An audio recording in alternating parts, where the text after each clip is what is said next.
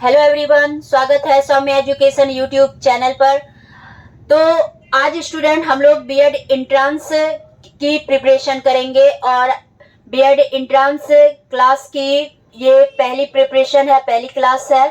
और आज हम लोग जो है हिंदी और इंग्लिश में जो प्रश्न आते हैं बीएड एंट्रेंस में, तो उनसे रिलेटेड हम लोग आज कॉन्सेप्ट लेंगे, क्योंकि अप्रैल में इनकी एग्जामिनेशन होने वाली है।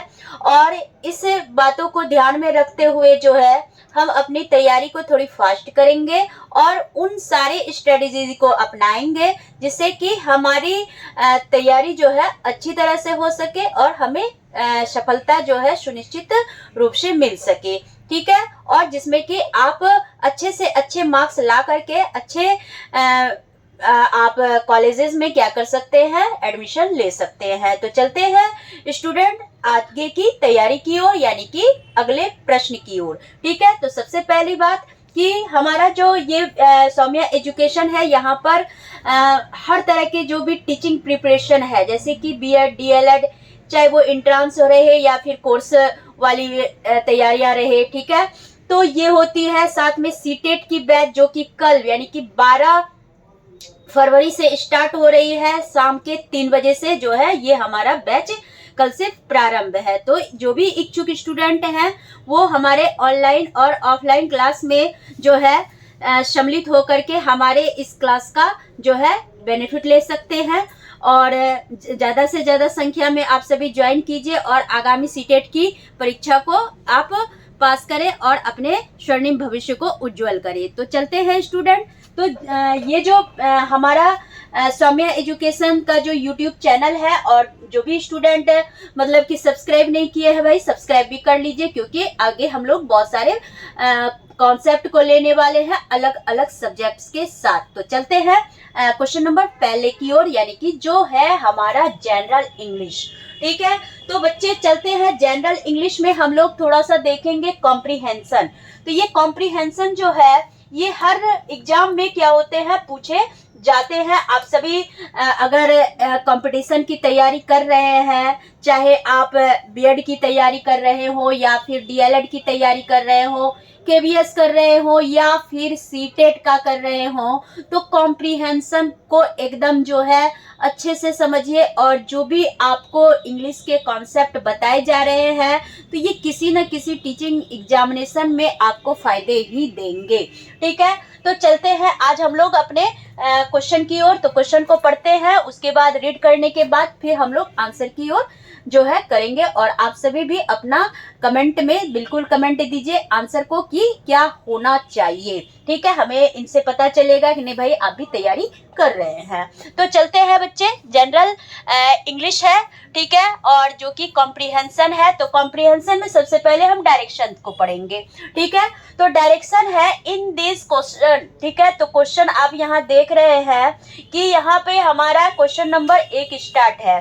ठीक है, तो in this question sentences are given with blanks to be filled in with an appropriate words for alternatives। यानी कि आपको यहाँ क्वेश्चन दिए गए हैं जिनमें कि आपको फिलअप करने हैं अल्टरनेटिव वर्ड्स, यानी कि इन चारों में से कौन से ऑप्शन जो कि फिलअप में फिल होंगे। ठीक है, और फिर आपको क्या करना है, तो एक मतलब कि कहा है alternative are suggested for each question, choose the correct alternative out of the 4 alternatives। यानी कि इन चारों में से एक को आपको क्या करना है, इस फिलअप में फिल करना है। ठीक है, तो पढ़ते हैं क्वेश्चन को। कह रहा है क्वेश्चन कि dash and old legend king सिरहम लिव्ड इन इंडिया। ठीक है, तो सबसे पहले इसे समझेंगे।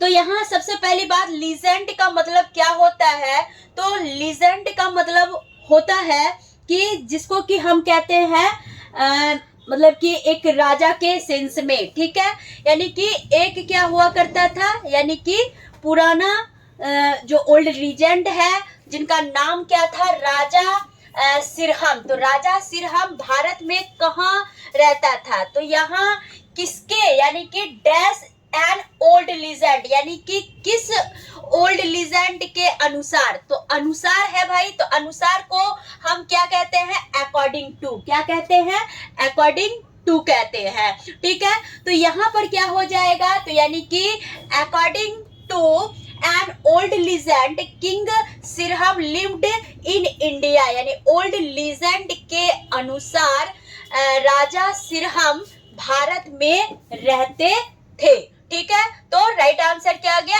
अकॉर्डिंग टू, जबकि ड्यू टू जो हो जाता है वो हो जाता है के कारण, क्या हो जाता है, के कारण, और इन द इवेंट ऑफ हो जाता है के घटना में, और इन रेफरेंस टू हो जाता है के संदर्भ में, ठीक है। तो यहाँ पर जो सुटेबल बैठ रहा है वो क्या है भाई, अकॉर्डिंग टू। चलिए अगले क्वेश्चन की ओर चलेंगे हम लोग, नेक्स्ट क्वेश्चन। तो क्वेश्चन नंबर क्या हो जाएगा, क्वेश्चन नंबर 2। क्वेश्चन नंबर 2 में बच्चे देखेंगे क्या कह रहा है क्वेश्चन, कह रहा है यहाँ पे देखिए डैश है, ठीक है। यहाँ पे क्या होगा, फिलअप थोड़ा सा यहाँ भूल गए हैं, मिस्टेक हो गया है, तो कह रहा है डैश, ठीक है बच्चे। यहाँ पे आप लोग अपने से फिलअप माइंड में रख लीजिए कि यहाँ एक फिलअप है, ठीक है, सी से पहले। तो dash C is clever, C often makes mistakes, यानी कि यह कहने का तात्पर्य है सी इज क्लीवर, वह चालाक है, सी ऑफन मेक्स मिस्टेक, वह प्रायः गलतियां करती है, ठीक है। तो यहाँ पर क्या होगा, तो पहले क्या है, संभावना है, तो यहाँ पर क्या भाई, तो यहाँ हो जाएगा ऑल्दो यानी कि हो जाता है यद्यपि, ठीक है। इसका मतलब क्या हो जाता है, ऑल्दो का मतलब यद्यपि, यानी कि यद्यपि वह चालाक है, वह प्रायः गलतियां करती है, ठीक है। तो इसलिए यहाँ पर क्या हो जाएगा भाई, ऑल्दो हो जाएगा, क्या हो जाएगा, ऑल्दो हो जाएगा। चलिए ठीक है, फिलअप की जगह, तो राइट आंसर क्या हो गया बच्चा, 6 हो गया। आगे बढ़े, अगर सिंस की बात करें तो से हो जाएगा, डिस्पाइट मतलब के बदले में, ठीक है, डिस्पाइट मतलब के बदले में, ठीक है। तो ये सुटेबल नहीं हो रहा भाई। येट मतलब क्या होता है, अभी तक, ठीक है, येट मतलब क्या हो जाएगा, अभी तक। तो इसलिए क्या होगा, तो क्या बैठ रहा है, यद्यपि वह चालाक है, ठीक है, वह प्रायः गलतियां करती है, ठीक है। तो इस तरह से आपका सुटेबल क्या है, अप्रोप्रिएट जो वर्ड है वो क्या हो जाएगा, ऑल्दो, ठीक है। चलिए आगे बढ़ते हैं, next question, question number 3। Question number 3 को देखेंगे क्या कह रहा है क्वेश्चन, कह रहा है कि dash you hear the president's speech, ठीक है। तो यहाँ हम क्या देंगे, तो dash you hear the president's speech, यानी कि राष्ट्रपति के भाषण को आप क्या आप राष्ट्रपति के भाषण को सुने हैं, तो ये वर्ड बनता है। तो यहाँ पर क्या है भाई, डिड, क्या के लिए क्या हो जाएगा, डिड हो जाएगा, ठीक है। तो इसलिए did you hear the president's speech, तो राइट आंसर क्या हो जाएगा आपका, मतलब कि डिड हो जाएगा, ठीक है, ना कि आपका हैव, हैज या हैड होगा, ठीक है। आगे बढ़ते हैं, next question, question number 4। Question number 4 देखेंगे बच्चे, कह रहा है कि डायरेक्शन पढ़ते हैं, इसमें निर्देश दिया गया है कि इन दिस क्वेश्चंस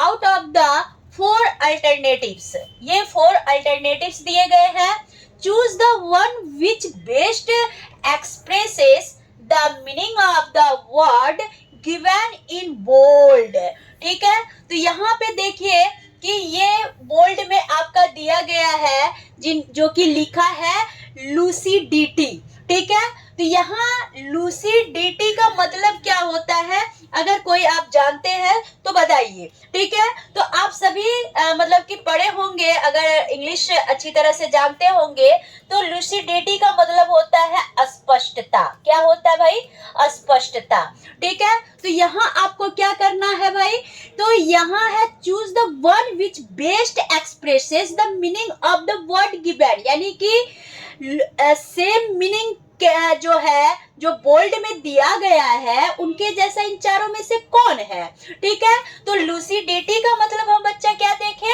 अस्पष्टता हुआ, ठीक है। फ्लूडिटी का मतलब क्या होता है, इसको हम तरलता या द्रवता सकते हैं, तरलता या द्रव्यता बोल सकते हैं। ठीक है, चलिए उसके बाद है पोलाइटनेस, मतलब होता है विनम्रता। क्या हो जाता है? विनम्रता हो जाता है। ठीक है, क्लैरिटी का मतलब होता है अस्पष्टता। क्या हो जाता है बच्चा? अस्पष्टता। और फ्लुएंसी का मतलब होता है प्रवाह। क्या हो जाता है? प्रवाह। तो अब आप समझ लेंगे कि लूसिडिटी का सेम मीनिंग क्या हो जाएगा भाई?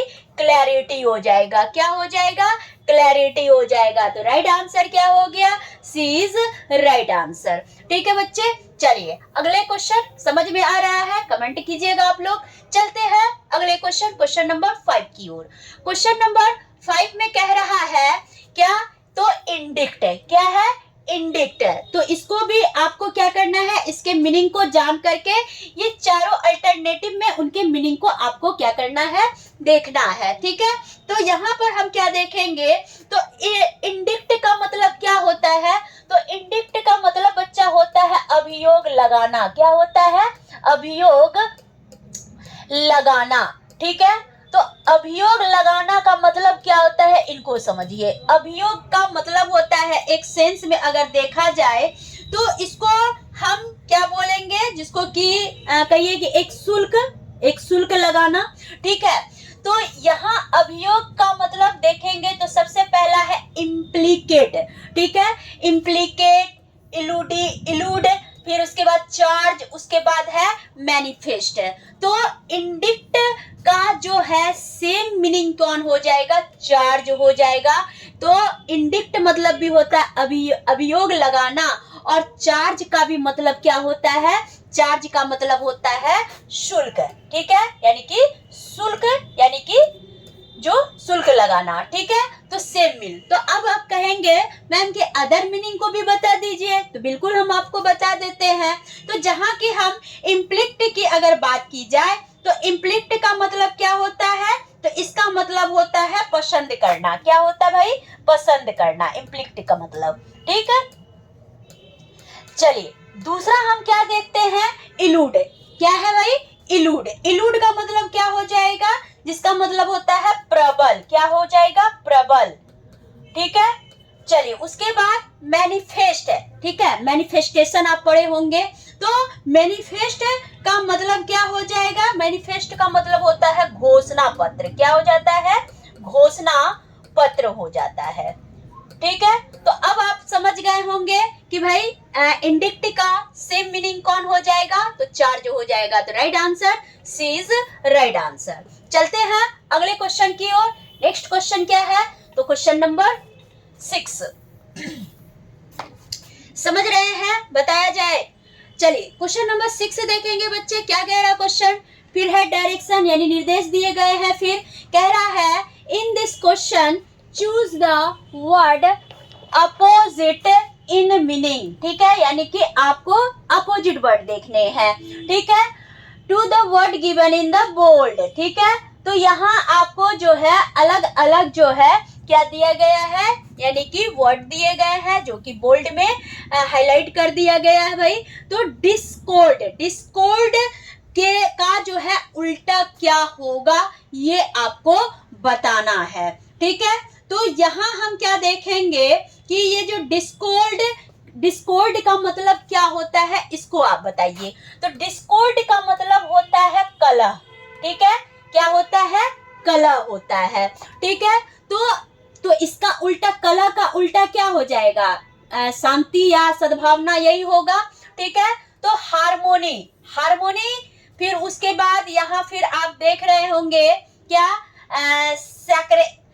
सेरेनिटी, उसके बाद है एक्सेप्टेंस, उसके बाद है प्लेसिडिटी। ठीक है, तो यहाँ ये सारी चीजों को आप देखेंगे तो यहाँ हार्मोनी का मतलब क्या हो जाएगा बच्चा? सद्भाव। क्या हो जाएगा? सद्भाव हो जाएगा। उसके बाद है सेरेनिटी। ठीक है, तो ये सेरेनिटी के बारे में आप जानते हैं। सेरेनिटी का मतलब होता है शांति। क्या होता है? शांति होता है। ठीक है, उसके बाद है एक्सेप्टेंस। ठीक है, एक्सेप्ट का मतलब होता है स्वीकार करना। ठीक है, यानी कि स्वीकार के योग्य। ठीक है, स्वीकार के योग्य। उसके बाद प्लेसिडिटी, प्लेसिडिटी का मतलब क्या होता है, जिसको हम कहते हैं सौम्य, क्या कहते हैं, सौम्य कहते हैं। तो यहाँ अब आप देख रहे होंगे कि डिस्कॉर्ड यानी कला, तो कला का जस्ट अपोजिट हम देखेंगे तो हो जाएगा हारमोनी, क्या हो जाएगा, हारमोनी। ठीक है, चलिए आगे बढ़ते हैं नेक्स्ट क्वेश्चन, क्वेश्चन नंबर 7 की ओर। क्वेश्चन नंबर 7 देखेंगे क्या कह रहा है क्वेश्चन, पढ़ते हैं फिर डायरेक्शन। तो क्वेश्चन नंबर 7 कह रहा है, इन this question 4 alternatives are given for the items phrase in bold italic in the sentence. Choose the alternative which best expresses the meaning of the items or phrase given in bold. ठीक है, तो यहाँ आपको क्या करना है कि आपको जो ये हाईलाइट करके दिया गया है, ए डैम्प स्क्वीब, ठीक है, तो ए डैम्प स्क्वीब का मतलब क्या होता है, तो इसको जानिए। तो एक डैम्प स्क्वीब का मतलब होता है एक बेवकूफ, क्या होता है, एक बेवकूफ। ठीक है, तो इसका मतलब कि जस्ट आपको यहाँ आइटम्स और फ्रेजेस जो दिए गए हैं, तो इनको आपको क्या करना है, यानी कि अल्टरनेटिव मतलब कि जो ऑप्शन है उनको ध्यान में रख करके आपको बनाने हैं। तो यहाँ है रेनी वेदर, रेनी वेदर, रेनी का मतलब होता है वर्षा, यानी वर्षा वाला क्या, मौसम। ठीक है, दूसरा है ए डिसअपॉइंटिंग रिजल्ट।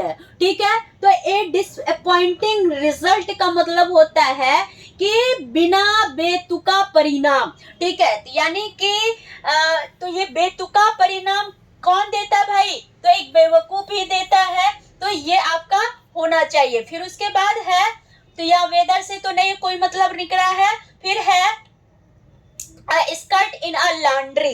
ठीक है, ये भी आपका नहीं होगा, स्कर्ट इन अ लॉन्ड्री और नन ऑफ द अबव, ये भी नहीं होगा। तो राइट आंसर क्या हो जाएगा, ए हो जाएगा, यानी ए डिसअपॉइंटिंग रिजल्ट।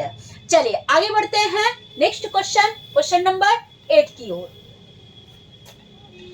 क्वेश्चन नंबर 8 देखेंगे, कह रहा है कि इन कोल्ड ब्लड, तो इन कोल्ड ब्लड का मतलब होता है जघन्य अपराध।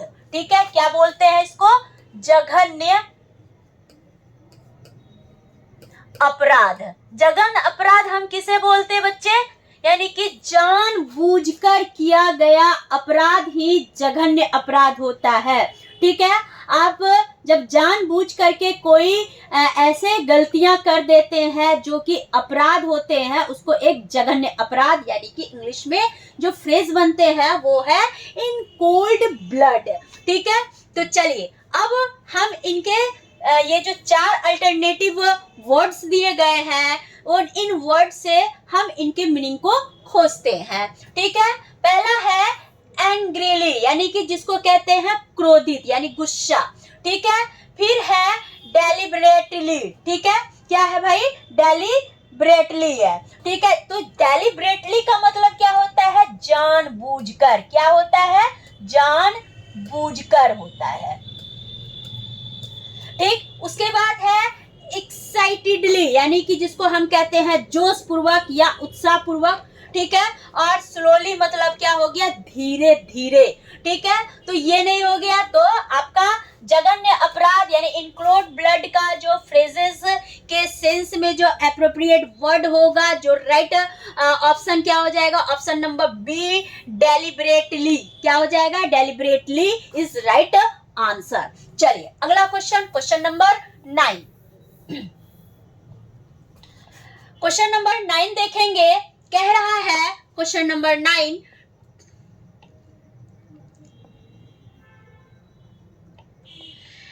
To take someone for a ride. ठीक है, to take someone for ride, ride का मतलब क्या होता है, राइड का मतलब होता है घुमाना, यानी किसी एक को घुमाने के लिए ले जाना। ठीक है, तो इस फ्रेज के मतलब कि सेंस में कौन ऐसा 4 में से वर्ड है जो कि आपको इनके मीनिंग को रिप्रेजेंट करते हैं। ठीक है, तो सबसे पहला है to give a ride to someone, यानी कि किसी को घुमाने के लिए देना। ठीक है, फिर है टू डिसीव समवन, यानी कि किसी को मतलब कि क्या करना, डिसीव करना। टू बी इनडिफरेंट, देखिए सबका यहाँ पे हम क्या देखेंगे, अलग अलग मीनिंग देखेंगे। ठीक है, तो यहाँ पर हम क्या देखते हैं, जैसे कि टू डिसीव की बात हम करते हैं, तो यहाँ इसका अगर फ्रेज को देखिए तो कहता है गर्दन पर छुरी चलाने वाली बात आप देखे होंगे। ठीक है, तो इसका मतलब होता है गर्दन पर छुरी चलाना, गर्दन पर छुरी चलाना। आई बात समझ में? चलिए यहां तक कोई दिक्कत? उसके बाद नेक्स्ट आपका क्या है कि टू बी इनडिफरेंट है। टू बी इनडिफरेंट का मतलब होता है आशंका जाहिर करना। ठीक है, क्या हो जाएगा, आशंका करना या आशंका जाहिर करना। ठीक है, उसके बाद है टू डिस्क्लोज अ सेक्रेट। ठीक है, तो टू डिस्क्लोज अ सेक्रेट का मतलब होता है कि एक मतलब कि कहिए कि एक रहस्य को क्या करना, खुलासा करना। ठीक है, एक रहस्य का खुलासा करना।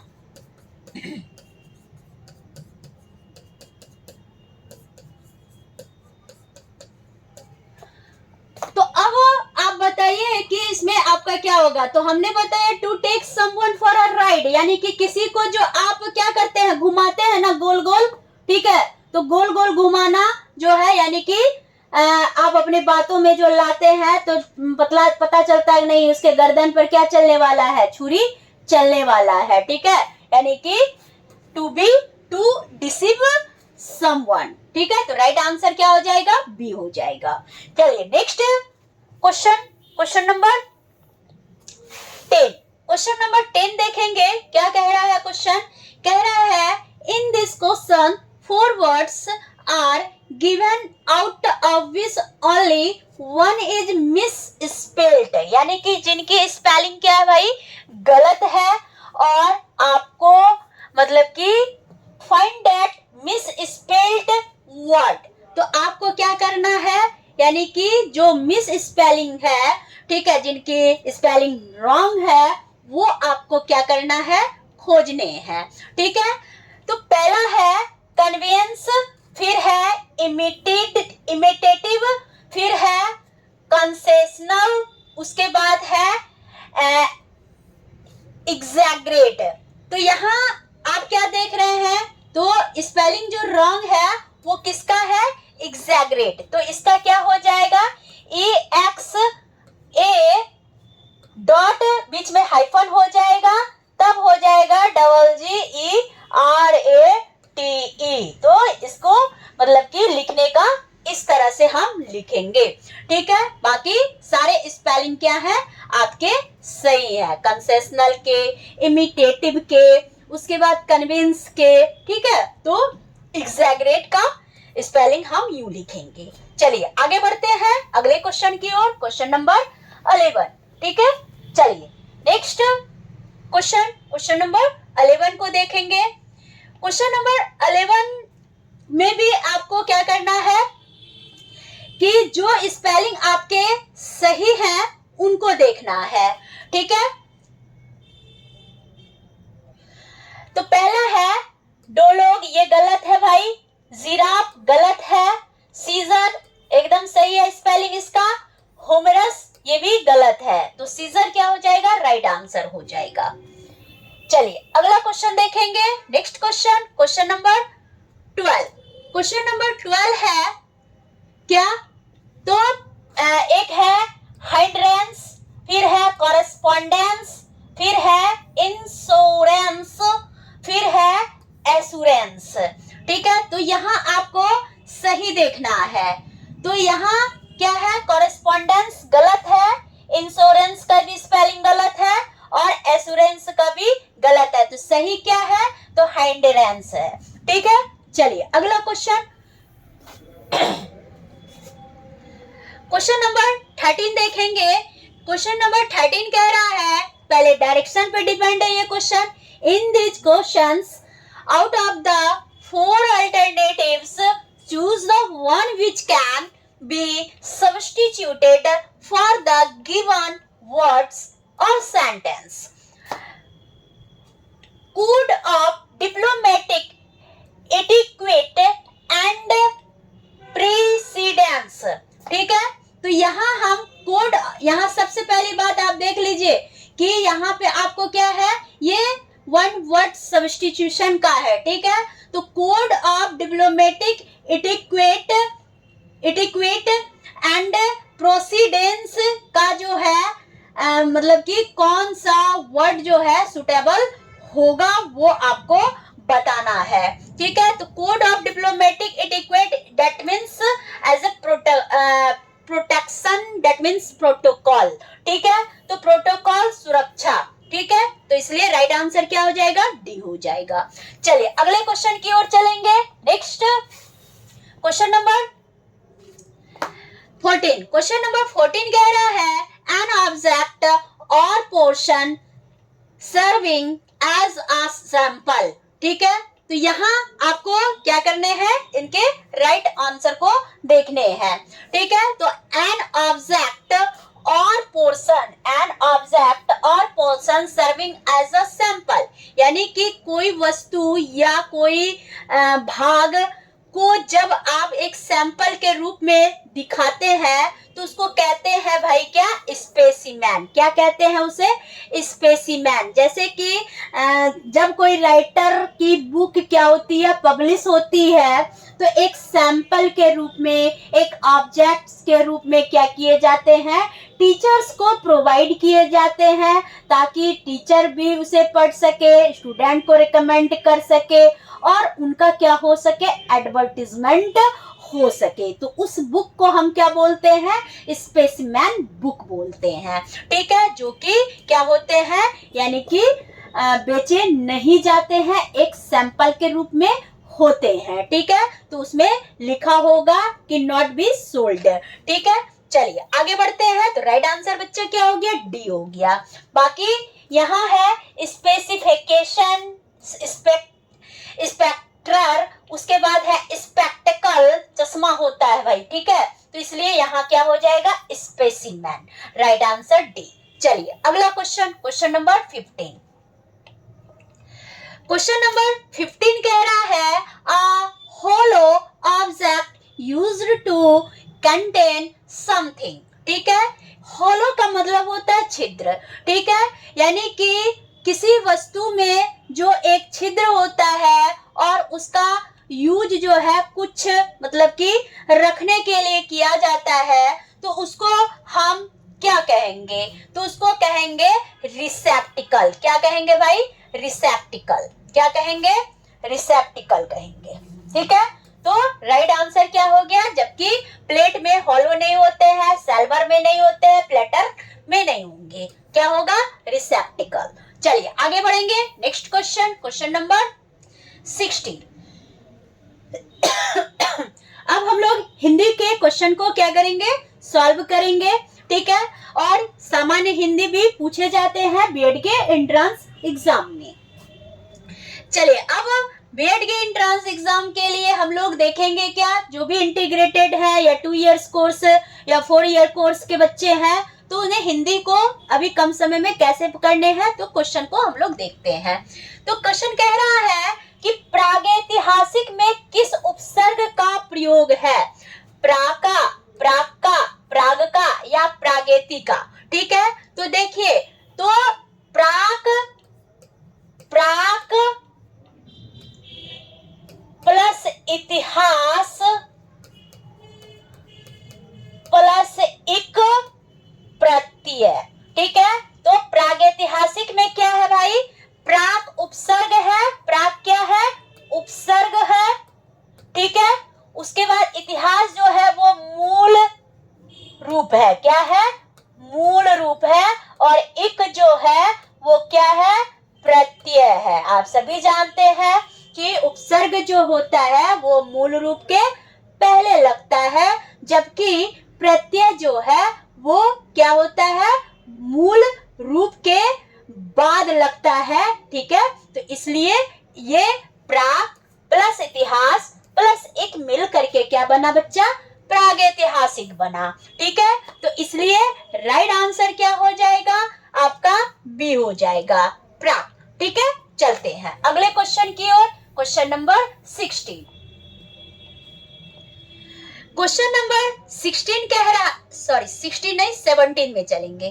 क्वेश्चन नंबर 17 में क्या कह रहा है, पढ़ते हैं। क्वेश्चन नंबर 17 में कह रहा है कि तुलसीदास किसकी कविता है, हरिवंश राय बच्चन की नहीं, मुक्ति बोध की भी नहीं है, अज्ञे की भी नहीं है, तो किसकी है भाई, सूर्यकांत त्रिपाठी निराला की है। ठीक है, तुलसीदास किसकी कविता है, सूर्यकांत त्रिपाठी निराला जी के हैं। ठीक है, चलिए आगे बढ़ेंगे। Next question, question number 18। Question number 18 कह रहा है कि बहिष्कार का संधि विच्छेद क्या है। ठीक है, बहि जोड़ कार, वही जोड़ सकार, बहिस जोड़ अकार, बहिर जोड़ कार, बताया जाए क्या हो जाएगा इसका राइट ऑप्शन। ठीक है, तो देखिए, तो बहिष्कार में क्या है भाई, ये इसमें देख रहे हैं, इसमें क्या है, विसर्ग संधि लगा हुआ है। ठीक है, तो बहि जोड़ कार, बहि जोड़ कार मिल करके क्या बनता है, बहिष्कार। ठीक है, बहि अगर इसको हम तोड़ते हैं तो क्या होता है, बहि जोड़कार बराबर बहिष्कार। तो राइट आंसर क्या हो जाएगा, ए नंबर हो जाएगा। ठीक, चलिए अगले क्वेश्चन की ओर चलते हैं। Question number 19। क्वेश्चन नंबर 19 कह रहा है कि वैदेही वनवास, वैदेही वनवास किसकी रचना है। ठीक है, तो ये सारी रचना वाली जो बातें हैं भाई याद रखने होंगे। ठीक है, तो यहाँ हम जो ऑप्शन पढ़ते हैं, ठीक है, तो कह रहा है वैदेही वनवास किसकी रचना है, मैथिली शरण गुप्त की नहीं। ठीक है, अयोध्या सिंह उपाध्याय और हरि औध जी की रचना है क्या, वैदेही वनवास किसके द्वारा लिखा गया, अयोध्या सिंह उपाध्याय हरि औध जी के द्वारा। चलिए, तो राइट आंसर भी होना चाहिए, रामधारी सिंह दिनकर बच्चा नहीं होगा, श्रीधर पाठक भी नहीं होगा। ठीक है, चलते हैं अगले क्वेश्चन की ओर। Question number 20। क्वेश्चन नंबर 20 में देखेंगे, कह रहा है निम्न में से पुल्लिंग शब्द का चयन कीजिए।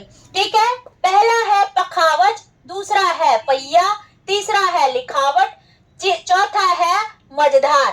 ठीक है, तो देखिए पखावज, पखावज जो है वो क्या है, वो पुल्लिंग नहीं है। ठीक है, लिखावट, उसकी लिखावट अच्छी है बोलते हैं, तो ये भी क्या है भाई, यानी स्त्रीलिंग है। ठीक है, पहिया चलती है, पहिया चल रही है, पहिया तेज चल रही है बोलते हैं ना, रही है नहीं, तेज चल रही है नहीं बोलते हैं, बल्कि क्या बोलते हैं, पहिया चल रहा है, जैसे बोलते हैं ना समय का पहिया चल रहा है। ठीक है, तो भी ये क्या है, पुल्लिंग है, क्या है, पुल्लिंग है। फिर है मजेदार, ठीक है, हमारी जिंदगी तो की मजेदार यूं ही बह रही है बोलते हैं ना, तो ये भी क्या है, स्त्रीलिंग है। तो ये सारे क्या है, स्त्रीलिंग है भाई, ये भी क्या है, स्त्रीलिंग है, और ये भी क्या है, स्त्रीलिंग है। ठीक है, चलिए पैर पखावज बोलते हैं ना। चलिए नेक्स्ट, तो राइट आंसर इसका क्या हो गया, पहिया। चलिए अगला question, question number 21। Question number 21 को थोड़ा सा हम लोग पढ़ेंगे, इनमें भी इंस्ट्रक्शंस है। प्रश्न संख्या 21 और 22 दिए गए गद्यांश को पढ़कर निम्नलिखित प्रश्नों के सही विकल्प छांटिए। कह रहा है स्पष्टता, आत्मविश्वास, विषय की अच्छी पकड़ और प्रभावशाली भाषा में अपने विचारों और भावनाओं को व्यक्त करना ही संप्रेषण कला है, जो निरंतर अभ्यास से निखारी जा सकती है। एक दिन में कोई अच्छा वक्ता नहीं बन सकता तथा भाषा पर अनायास ही किसी की पकड़ नहीं बन पाती। इसी अभ्यास से स्वामी विवेकानंद जी ने जिस संप्रेषण कला का विकास किया था, उसने विश्व धर्म सम्मेलन में लाखों अमेरिका निवासियों को चकित और मोहित कर दिया था। ठीक है, तो आप सभी जानते हैं स्वामी विवेका जी महाराज ने शिकागो में क्या किया था, यानी कि शून्य पर 3 दिनों तक भाषण कर दिया था और अमेरिका वासियों को अपने शब्दों के जाल में, शब्दों के बाण में, मतलब कि इस तरह से चकित कर दिया और मोहित कर दिया कि सब क्या थे भाई, यानी कि हतप्रभ थे। ठीक है, आश्चर्यचकित थे। ठीक है, तो इन्हीं बातों पर ध्यान देना है। चलिए, अब तो पैसेज के अनुसार आपको यहाँ क्या देने हैं, आंसर देने हैं 21 और 22 के। तो कह रहा है कि संप्रेषण कला क्या नहीं है। ठीक है, संप्रेषण कला क्या नहीं है, इनको आपको बताना है। प्रभावशाली भाषा, अलंकरण नहीं है, आत्मविश्वास नहीं है, या विचारों और भावनाओं को व्यक्त करना है। बताया जाए बच्चे, क्या नहीं है, ये आपको बताने हैं। तो देखिए, संप्रेषण जो है विचारों को आदान प्रदान करने का क्या है, एक साधन है, आप सभी जानते हैं। ठीक है, तो जब हम विचारों का आदान प्रदान करते हैं तो वो एक क्या होता है, प्रभावशाली भाषा मानी जाती है।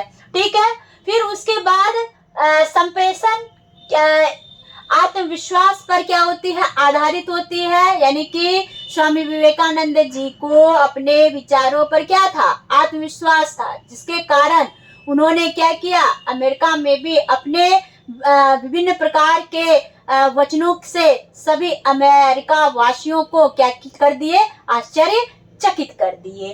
ठीक है, तो ये आत्मविश्वास बिल्कुल था पैसेज में। फिर है विचारों और भावनाओं को व्यक्त करना।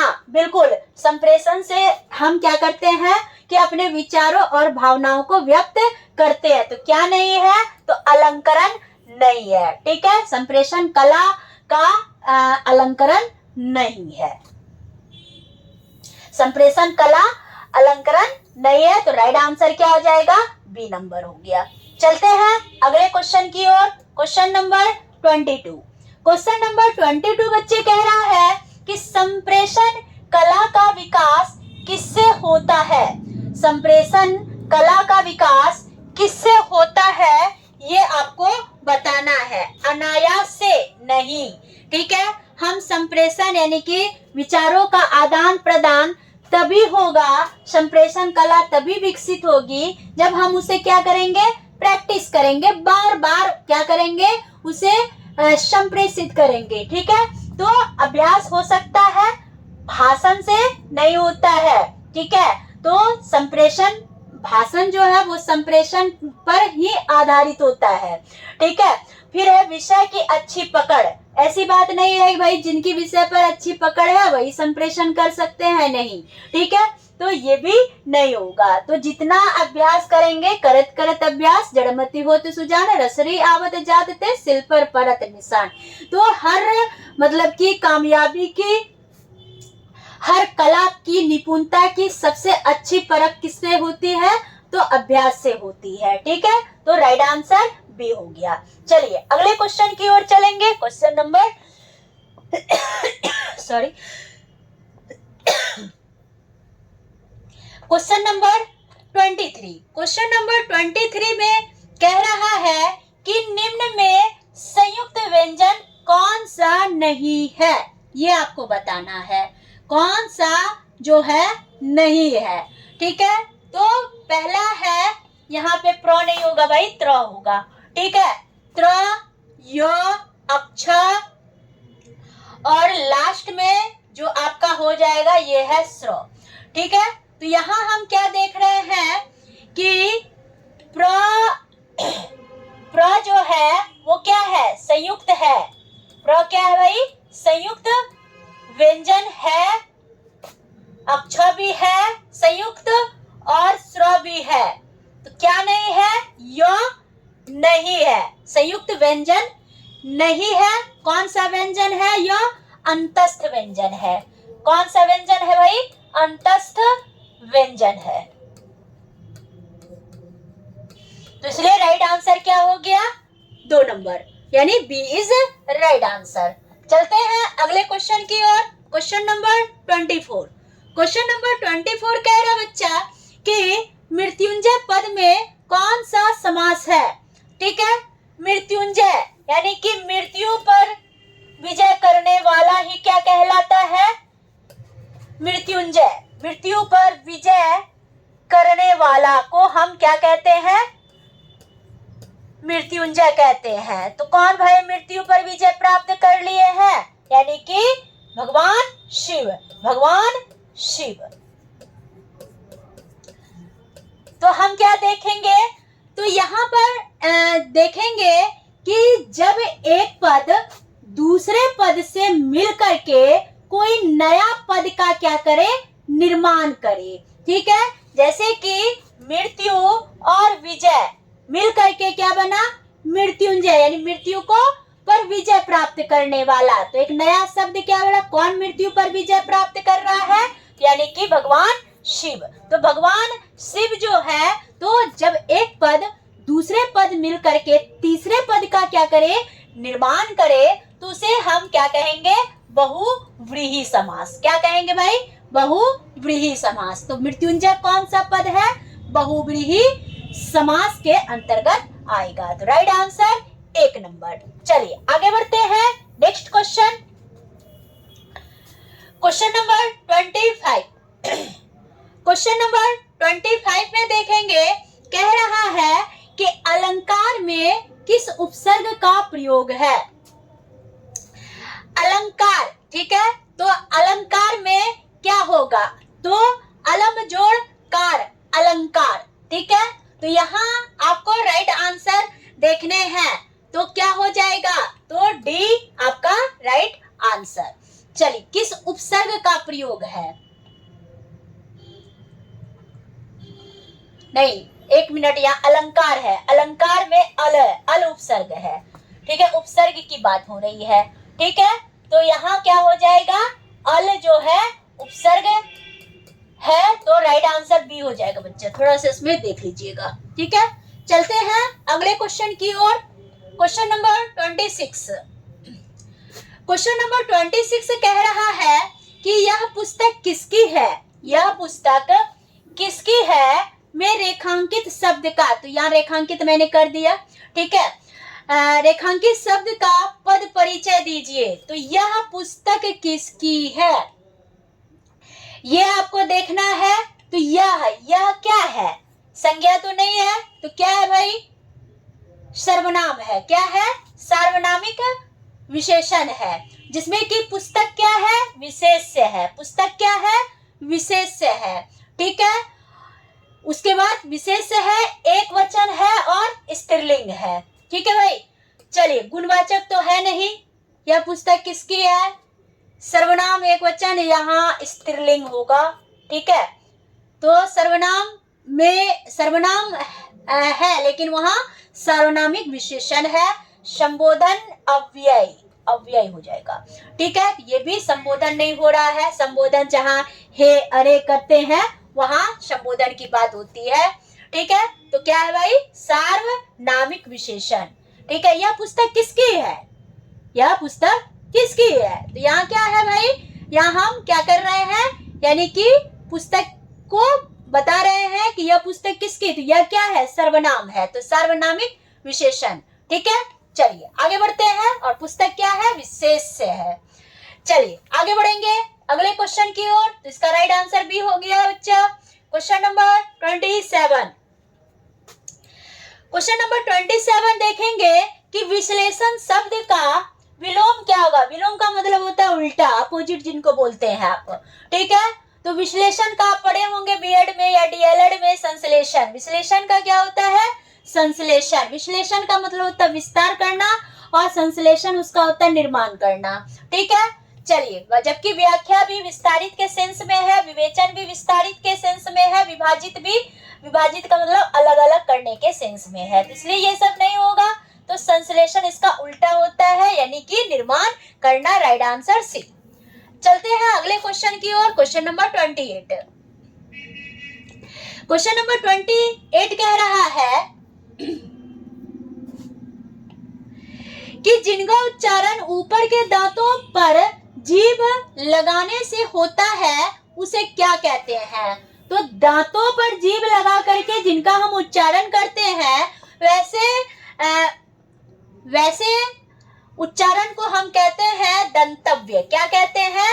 दंतव्य। ठीक है, जो दांत से लगाकर। ठीक है, चलिए आगे बढ़ेंगे हम लोग। Next question, question number 29। Question number 29 है कि निम्नलिखित में से ऊष्म व्यंजन कौन से हैं? तो ऊष्म का मतलब यानी कि उष्मा के जो कि आप ऐसे हाथ लगा के अगर बोलते हैं तो एक क्या हो, भाप निकले, एक मतलब कि गर्माहट के आपको महसूस हो, तो वो सारे व्यंजन क्या होते हैं? उष्म व्यंजन होते हैं। ठीक है, तो यहाँ क्या देखेंगे तो किसको? च, छ, ज, तो ये तो फिल नहीं हो रहा भाई, इससे भी आप समझ सकते हैं, तो ये उष्म व्यंजन नहीं है। फिर है तालव्य स, मूर्धन्य स, फिर है दंत स, तो ये उष्म व्यंजन है, क्योंकि बोलने में क्या हो रही है? एक गर्माहट महसूस हो रही है। अ, ब, स, ये नहीं है। फिर य, र, ल, ये भी नहीं है, तो क्या हो जाएगा? B is right answer. तालव्य स, मूर्धन्य स, दंत स बोलने में क्या है? एक उष्मा, एक गर्माहट जो है वो निकलती है हमारे मुख से, तो इसलिए इसे क्या कहेंगे? उष्म व्यंजन। इससे भी आप पहचान सकते हैं। चलिए अगला क्वेश्चन और लास्ट क्वेश्चन है भाई, क्वेश्चन नंबर 30। क्वेश्चन नंबर 30 में कह रहा है कि अत्यधिक का विलोम क्या होगा?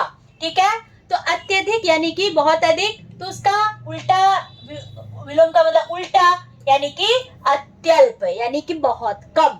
ठीक है, अति जोड़ अल्प, अत्यल्प, अति जोड़ अधिक, अत्यधिक, तो यहाँ अत्यधिक का विलोम क्या हो जाएगा? उल्टा क्या हो जाएगा? अत्यल्प हो जाएगा। ठीक है, ना कि अंधिगत, अत्याधिक, ना ही अंधीन। आई बात समझ में? तो इस तरह से बच्चे आज हम लोगों ने 30 प्रश्नों को सॉल्व किया।